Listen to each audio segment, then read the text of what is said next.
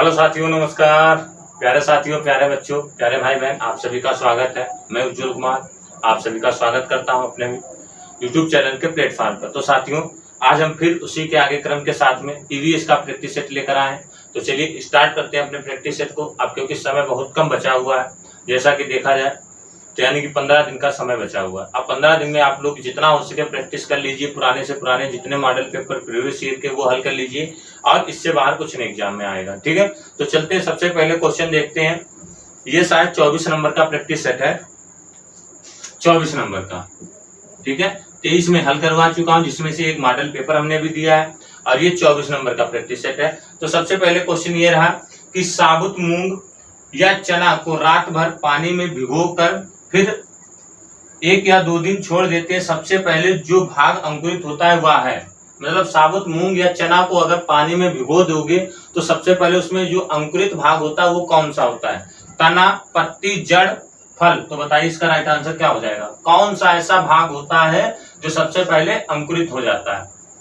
तो देखिए, देखो, तना हो गया, जैसे जड़ हो गया, और पत्ती हो गया, और क्या बता रहा है, यानी कि फल।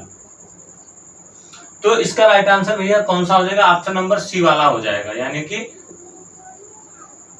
जड़ हो जाएगा। अब जड़ ही सबसे पहले अंकुरित हो जाती है। जड़ क्या होती है? सबसे पहले अंकुरित होकर इस तरीके से नीचे चली जाती है, फिर अंकुरित यानी कि साबुत मूंग या चना को, फिर उसमें तना निकलता है। अगर आप एक सूखे कपड़े, मतलब सूखे सूती कपड़े में अगर चना को या भिगो करके बांध दोगे तो उसमें सबसे पहले कौन अंकुरित होता है? जड़ ही अंकुरित होगी, जो उसके बाद में तने का विकास होता रहता है। यानी कि अगर कहो कि अगर कोई चीज का निर्माण कराना है तो पहले हमें जड़ मजबूत करनी पड़ती है। किसी चीज का क्या करना, जैसे अब आप ही को पढ़ाना है या आप पढ़ने, तो पहले क्या किया जाता है कि बेस मजबूत करना पड़ता है, मतलब शुरुआत से चीजों को सीखना पड़ता है, तभी तो जाकर के आप आगे क्वेश्चन हल कर पाओगे। ये थोड़ी ना कि सीधे हमने कुछ पढ़ा है नहीं और डायरेक्ट हमने मॉडल पेपर हल करवा दिया, या आपने मॉडल पेपर, तो क्या कुछ बन सकता? नहीं बन सकता। तो सबसे पहले जो क्या होगा, यानी कि किसी चीज की क्या मजबूत होना जरूरी होता है? जड़। तो इसीलिए जो साबुत मूंग या चना होता है तो उसमें जो सबसे पहले अंकुरित होगा वो जड़ अंकुरित हो जाएगी। तो इसका right answer option number c हो जाएगा। ठीक है, समझ गए होंगे। आगे बढ़ते हैं नेक्स्ट क्वेश्चन की तरफ। क्वेश्चन है कि स्टार्च की उपस्थिति को जांचने के लिए आयोडीन को हल्के घोल से, मतलब कौन सा लिया जाता है? आयोडीन का हल्का घोल। अब जब भैया आयोडीन का हल्का घोल से परीक्षण करने पर निम्न में से कौन सा रंग आता है? आयोडीन का हल्का घोल लेने से निम्न परीक्षण किया जाता है तो कौन सा रंग आ जाता है? नीला काला, नीला बैंगनी, या ऑप्शन कह रहा है नीला नारंगी। ठीक है, ऑप्शन क्या कह रहा है? नीला नारंगी, या ऑप्शन नीला हरा। तो बताइए इसका राइट आंसर क्या हो जाएगा कि अगर आयोडीन का परीक्षण लिया जाएगा तो इसमें राइट आंसर क्या हो जाएगा? देखिए, अगर आयोडीन का परीक्षण करोगे तो इसमें जो हो जाता है, आयोडीन के परीक्षण करने पर इसमें क्या होता है? परिनली की यानी कि पत्ता लिया जाता है और उसमें कुछ यानी कि स्पिरिट डाली जाती है। अब स्पिरिट डालने पर पत्ती तरह पूरी तरह से घोल लिया जाता है। तो इसमें जो इसका रंग जो प्राप्त हो जाएगा उसका राइट आंसर हो जाएगा नीला और काला। कैसा रंग प्राप्त होगा? नीला और काला रंग प्राप्त हो जाएगा। तो इसका right answer option number A वाला सही हो जाएगा। साथियों, आगे बढ़ते हैं नेक्स्ट क्वेश्चन की तरफ। अब देखिए आगे अगला क्वेश्चन है। क्वेश्चन क्या कह रहा है, पढ़िएगा कि बेरी नामक रोग विषमता में से किस विटामिन की कमी से हो जाता है? बेरी रोग आप लोग जानते होंगे, किसकी सब लोग बता लेंगे। विटामिन B2 है, विटामिन B2, विटामिन B1 या विटामिन B3। तो बताइए इसका राइट आंसर क्या हो जाएगा? बेरी रोग, बेरी जो रोग होता है वो किसकी कमी से हो जाता है?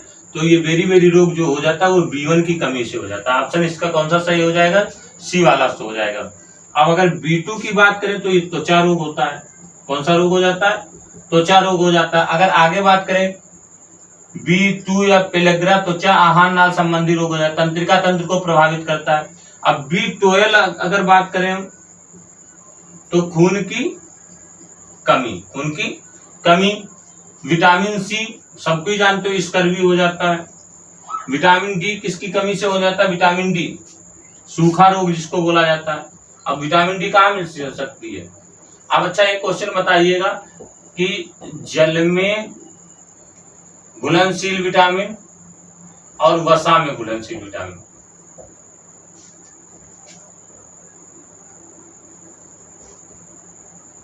वसा में घुलनशील विटामिन और जल में विटामिन कौन कौन सी है, आपसे क्वेश्चन है ये। इसका आंसर आप सभी को कमेंट बॉक्स में करके बताना है। तो भैया थोड़ा वीडियो को शेयर करते रहिए, थोड़ा लाइक करते रहिए, ठीक है। तो इसका राइट आंसर क्या हो जाएगा? Vitamin B1। और विटामिन ए की कमी से कौन सा हो जाता है रोग? ए की कमी से क्या हो जाता है? रतौंधी, ठीक है। क्या हो जाता है? रतौंधी हो जाता है, ठीक। आगे बढ़ते हैं नेक्स्ट क्वेश्चन की तरफ। सारी विटामिन पढ़ाई है मैंने, आप लोग देखना चाहे तो वीडियो पूरे पढ़े हुए प्लेलिस्ट में जाकर के आप लोग देख सकते हैं रोग, ठीक है। मैंने पूरी विटामिन पढ़ाई है, एक एक चीज विटामिन के बारे में बताया है। अगला क्वेश्चन, जूट का रेशा जूट पादप के किस भाग से प्राप्त होता है? मतलब जूट का जो रेशा है जूट के किस भाग से प्राप्त होता है, ये क्वेश्चन कह रहा है। बीज, पत्ती, तना, बीज, पत्ती, फूल, तना। तो जूट का रेशा, जूट जो होता है वो किससे प्राप्त होता है? तो बताइए, इसका राइट आंसर हो जाएगा तना। यानी कि जूट जो होता है, जूट का रेशा किससे प्राप्त किया जाता है? तने से प्राप्त किया जाता है, ठीक है। आगे बढ़ते हैं नेक्स्ट क्वेश्चन की तरफ। अगला क्वेश्चन क्या है, पढ़िए कि निम्न में से कौन सा जड़ नहीं है? निम्न में से कौन सा जड़ नहीं है? तो बताइए इसका राइट आंसर क्या हो जाएगा कि निम्न में से कौन सा जड़ नहीं है? मूली, शकरकंदी, टेपियोका, आलू। मूली, शकरकंदी, टेपियोका, आलू। तो बताइए इसका राइट आंसर क्या होने वाला है? देखिए, अगर जड़ की बात करता है तो जड़ नहीं है, तो भैया देखिए आलू, आलू एक प्रकार का आपका तना है। क्या है? तना। ये भूमिगत तना होता है, ठीक है। ये भूमिगत क्या होता है? तना कहा जाता है, ठीक है। अब ये इसमें अगर देखा जाए, मूली जो होती है आपकी, ये आपकी क्या हो जाती है? रूपांतरित जड़ है।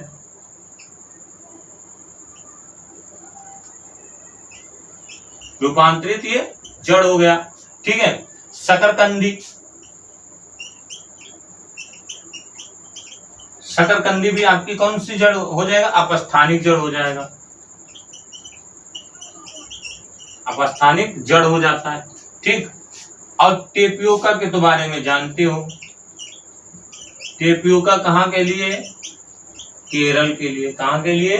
केरल के लिए प्रसिद्ध है, ठीक। जैसे आलू हो गया और अदरक हो गया, आपका लहसुन हो गया, ये सब आपके प्रकार के तने ही के अंतर्गत आता है, ठीक है। तने के अंतर्गत ये आते हैं, ठीक। आगे बढ़ते हैं नेक्स्ट क्वेश्चन की तरफ। क्वेश्चन नंबर 6 है, पढ़िए और आंसर का जवाब दीजिए कि निम्नलिखित में कौन सा परजीवी पौधा है? निम्नलिखित में से कौन सा परजीवी पौधा है? बताइए। पीपल, अमरबेल, अंगूर या मनी प्लांट। कौन सा परजीवी पौधा है? बताइए कौन सा परजीवी पूछ रहा है। तो देखिए, अगर बात करोगे तो परजीवी, परजीवी की बात करोगे तो इसका राइट आंसर हो जाएगा अमरबेल।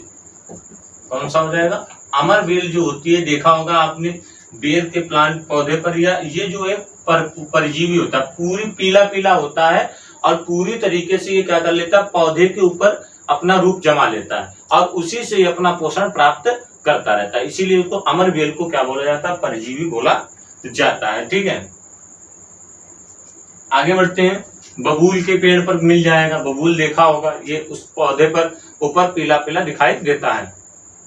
क्वेश्चन है कि निम्न में से किन पौधों के बीज पशुओं द्वारा विस्थापित होते हैं? बताइए।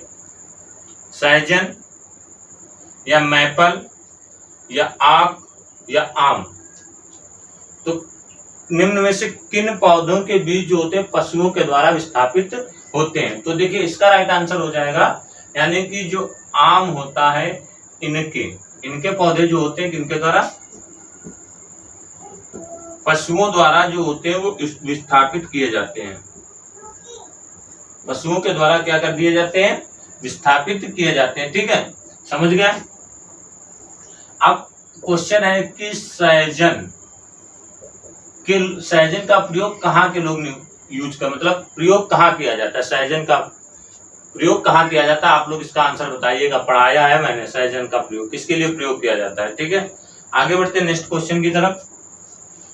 क्वेश्चन क्या कह रहा है कि आप लोग बिल्कुल परेशान नहीं होना है। अब समय आ गया है, बहुत प्रैक्टिस सेट करवा दिए। अब एक दिन आपको मैराथन देने की कोशिश करूंगा पूरी, जितने हमने प्रैक्टिस सेट करवाए यही सारे क्वेश्चन एक साथ ला करके आपको एक पूरी मैराथन दे दूंगा। ठीक है, अगले संडे तक। और आपको बहुत अच्छा कंटेंट प्रोवाइड हो जाएगा। तो जिससे क्या होगा, ये चीजें आपके जो 15 नंबर आते हैं इधर के, यानी कि पर्यावरण के,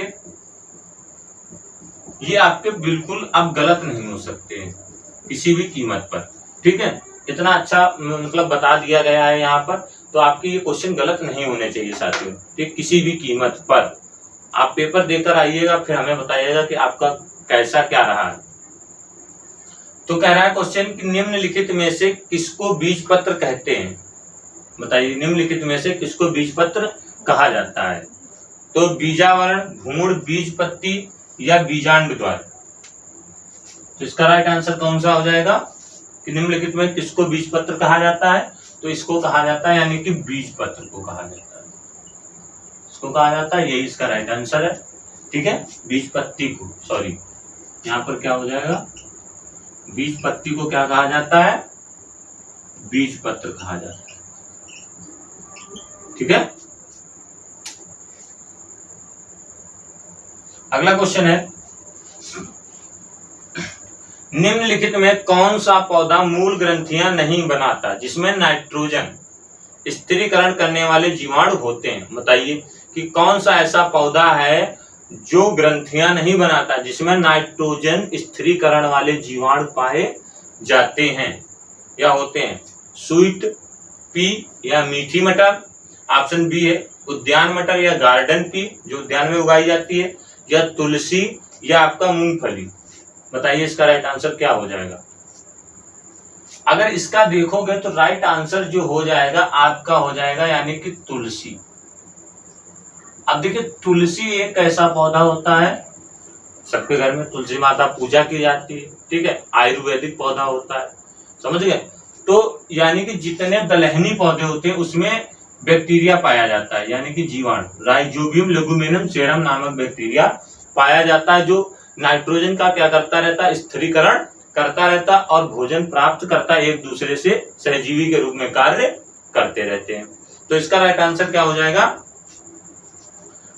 तुलसी। ठीक है, कह रहा है कि निम्नलिखित में कौन सा पौधा मूल ग्रंथियां नहीं बनाता। तो तुलसी होता है जो मतलब मूल ग्रंथियां नहीं बनाता जिसमें नाइट्रोजन स्थिर करने वाले जीवाणु होते हैं। तो यानी कि तुलसी का पौधा होता है जो मूल ग्रंथियां नहीं बनाता है और जिनमें नाइट्रोजन स्थिरीकरण करने वाले जीवाणु होते हैं। ठीक है, समझ गए। आगे बढ़ते हैं नेक्स्ट क्वेश्चन की तरफ। क्वेश्चन है कि पत्तियों में सिराओं तथा सिरिकाओं की व्यवस्था को कहा जाता है। तो क्या कहा जाता है, पटल, सिरा विन्यास, मध्य सिरा, पर्णवृंत। बताइए इसका राइट आंसर क्या हो जाएगा। तो देखिए अगर इसको समझोगे तो इसके जो यानी सिराओं और सिरकाओं को कहा जाता है सिरा विन्यास कहा जाता है। क्या कहा जाता है, सिरा विन्यास कहते हैं, यानी कि सिराओं को और किसको, सिरकाओं को। तो इनको दोनों को क्या बोला जाता है, सिरा विन्यास बोला जाता है। पत्ती का वह भाग जिसमें तने से जुड़े होते हैं उसे पर्णवृंत कहते हैं। मतलब पत्ती जिनसे मान लो जैसे आपकी ये पत्ती हो गई और ये तने से जुड़े होते तो इनको क्या बोला जाता है, पर्णवृंत बोला जाता है। क्या बोला जाता है, पर्णवृंत कहते हैं। ठीक है, और चौड़े भाग को फलक कहते हैं। चौड़े भाग ये जो होते हैं इसके, ये क्या कहलाते हैं, इसके फलक कहलाते हैं या कहते हैं। ठीक है, समझ गए। सिरा विन्यास दो प्रकार की होती है। देखिए सिरा विन्यास कितने प्रकार की होती है, दो प्रकार की, एक जालिका और एक कौन सा हो जाएगा, समांतर। ठीक है, दो प्रकार की सिरा विन्यास होती है, एक जालिका सिरा विन्यास और एक समांतर सिरा विन्यास। ठीक है, आगे बढ़ते हैं नेक्स्ट क्वेश्चन की तरफ। अगला क्वेश्चन पढ़िएगा। क्वेश्चन है कि निम्न में कौन सा जीवाश्म ईंधन नहीं है। निम्न में कौन सा जीवाश्म ईंधन नहीं है? कोयला, लकड़ी, पेट्रोलियम, प्राकृतिक गैस। बता सकते हैं आप सभी लोग इसका आंसर क्या हो जाएगा कि निम्नलिखित में कौन सा जीवाश्म ईंधन नहीं है।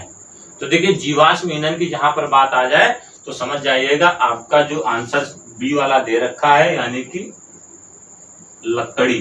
ठीक है, तो ये आपका क्या नहीं है? जीवाश्म ईंधन नहीं है। किस लिए नहीं है?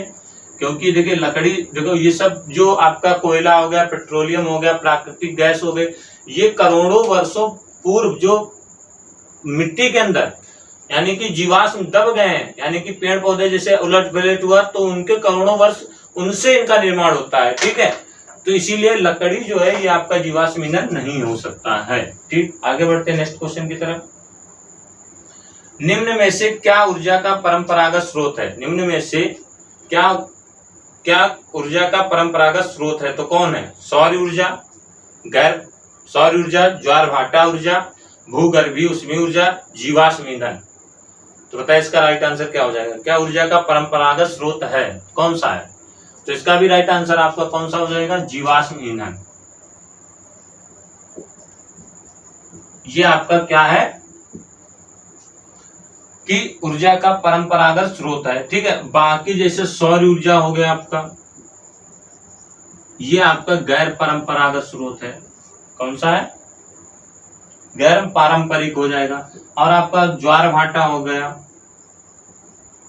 ये भी आपका भूगर्भीय हो गया, ये भी आपका, तो ये गैर पारंपरिक स्रोत है लेकिन ये आपका परंपरागत स्रोत है। ठीक है, आगे बढ़ते हैं नेक्स्ट क्वेश्चन की तरफ।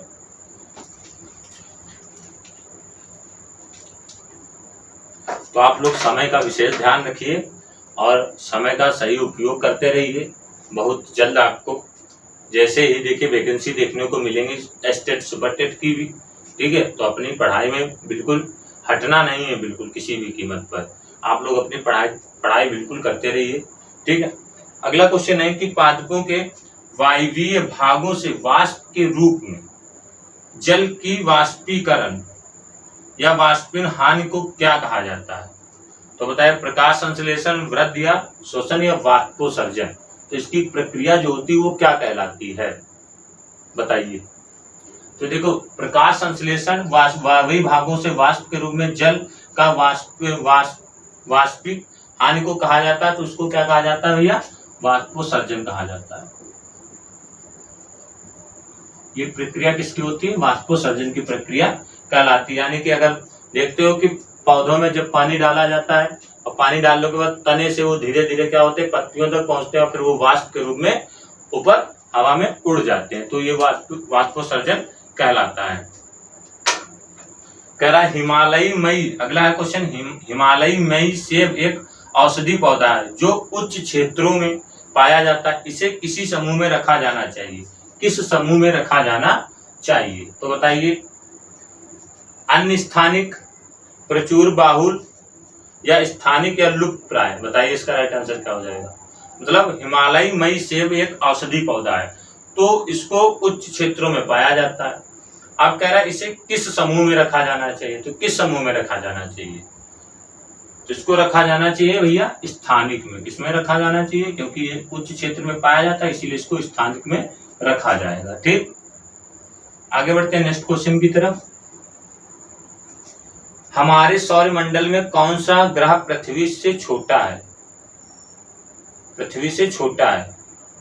वरुण, बृहस्पति, बुध या शनि। तो बताइए क्या हो जाएगा? तो इसका राइट आंसर हो जाएगा ऑप्शन नंबर सी वाला, यानी कि बुध जो है पृथ्वी से क्या है? ये कह रहे सौरमंडल या कौन सा ग्रह पृथ्वी से छोटा है, तो वह बुध हो जाएगा। ठीक है, अब देखिए इसमें आपको बता दे आंतरिक ग्रह। ठीक, आंतरिक ग्रह कौन कौन होते हैं? इनको बोला जाता है स्थलीय ग्रह। देखिए नंबर 1 आपका हो जाएगा बुध, फिर 2 हो जाएगा आपका शुक्र, फिर आपका 3rd जो हो जाएगा उसको बोलते हैं मंगल, आपका 4th जो हो जाएगा उसको पृथ्वी। ये आपके कौन स्थलीय ग्रह हो जाएंगे। और आपका जो बाह्य ग्रह होगा यानी जो बाह्य ग्रह होंगे वो आपका हो जाएगा बृहस्पति, ठीक है, और शनि,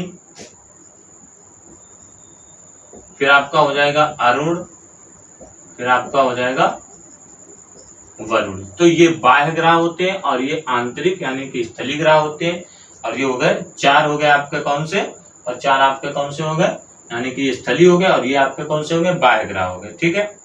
अब देखिए इनका क्रम जो चलता है, बुध हो गया, शुक्र हो गया, आपका कौन हो जाएगा पृथ्वी हो जाएगा, ठीक है, कौन सा हो जाएगा पृथ्वी, फिर आपका आ जाएगा मंगल, मंगल के बाद आपका हो जाएगा शनि, शनि के बाद आपका हो जाएगा बृहस्पति, फिर आपका कौन सा हो जाएगा,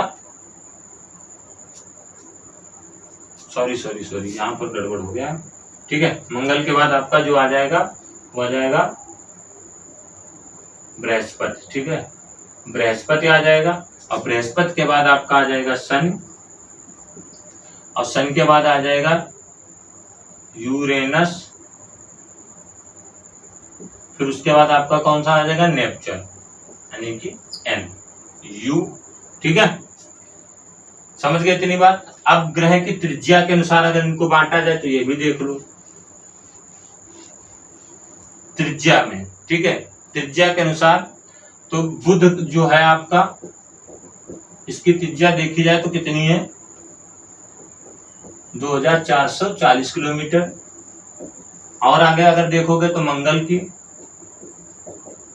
की है 3390 किलोमीटर। इनको बोला जाता है ग्रह की त्रिज्या अनुसार, ठीक, त्रिज्या अनुसार मंगल। फिर उसके बाद आपका शुक्र आ जाएगा, शुक्र को देखोगे तो इसको बोला जाता है 6052 किलोमीटर। फिर पृथ्वी कितना हो जाएगा 6371 किलोमीटर। फिर आपका अगर आ जाएगा वरुण, तो वरुण में कितना हो जाएगा 24,622 किलोमीटर। फिर आपका हो जाएगा अरुण, तो अरुण में अगर देखोगे तो ये इसका हो जाएगा 25,362 किलोमीटर, ठीक है। फिर उसके बाद आपका आ जाता है शनि, शनि में आ जाएगा 58,232 किलोमीटर। फिर आपका हो जाएगा बृहस्पति, अब बृहस्पति में अगर देखोगे तो ये कौन सा हो जाएगा 69,911 किलोमीटर, ठीक है। तो ये ग्रह की त्रिज्या के अनुसार है, ठीक, इसको नोट कर लीजिएगा, बड़ा अच्छा है ये, तो आपके लिए फायदेमंद होगा। आगे बढ़ते हैं नेक्स्ट क्वेश्चन की तरफ। क्वेश्चन पढ़िए, आपकी स्क्रीन पर है भैया। तो क्वेश्चन क्या कह रहा है कि निम्न में से ईवीएस के पाठ्यक्रम की थीम कौन सी है, यानी कि ईवीएस का जो पाठ्यक्रम थीम कौन सा है। कार्य एवं खेल कूद, चीजें जो हम बनाते हैं और करते हैं, सी है जानवर पेड़ पौधे। तो बताइए कौन सा है जो इसकी थीम है। वो थीम नहीं पूछ रहा है, थीम पूछ रहा है, बताइए क्या हो जाएगा। तो इसकी थीम जो आएगा ऑप्शन नंबर बी वाला सही हो जाएगा, चीजें, ठीक है, चीजें जो हम बनाते हैं, चीजें जो हम बनाते हैं और करते हैं। बाकी उसकी जो कार्य एवं खेल हो गया और आपका जैसे जानवर हो गया, पेड़ पौधे हो गए, तो ये उप थीम के अंतर्गत आ जाते हैं। किसके अंतर्गत आते हैं, उप थीम के अंतर्गत आते हैं। लेकिन चीजें जो हम बनाते हैं वो करते हैं, वो उसकी थीम होती है। आगे क्वेश्चन है 17 नंबर का, कह रहा है कि NCERT की ईवीएस पुस्तक का अंतरिक्ष में सुनीता पाठ पर आधारित है। दैनिक जीवन की चुनौतियां, ऑप्शन बी है असल जीवन की घटनाएं, वास्तविक लोगों तथा उनके अनुभवों, ऑप्शन डी कह रहा है वास्तविक स्थानों। बताइए इसका राइट आंसर क्या होगा।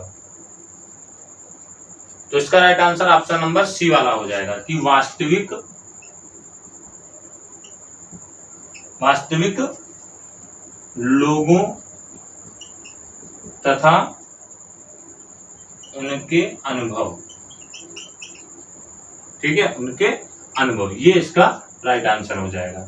आगे बढ़ते हैं, लास्ट क्वेश्चन हम लोग देखेंगे इस सेशन का कि ईवीएस में एक शिक्षक निम्न में से किसके अंतर्गत स्वच्छता अभियान चला सकता है?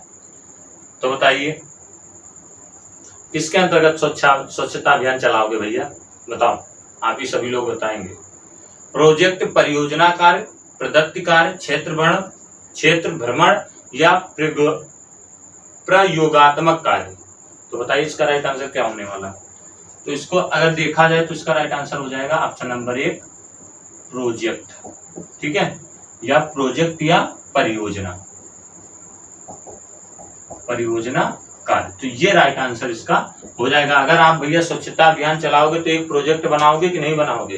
प्रोजेक्ट या परियोजना कार्य करोगे कि नहीं करोगे? ये क्षेत्र भ्रमण कर लिख के स्वच्छता अभियान चला सकते हो? नहीं। तो इसका right answer option number A वाला सही हो जाएगा। इसी तरीके से आपको जो ईवीएस के टॉप 15 क्वेश्चन आएंगे जो फर्स्ट, यानी कि वो इसी तरीके से आपको देखने को मिलेगा।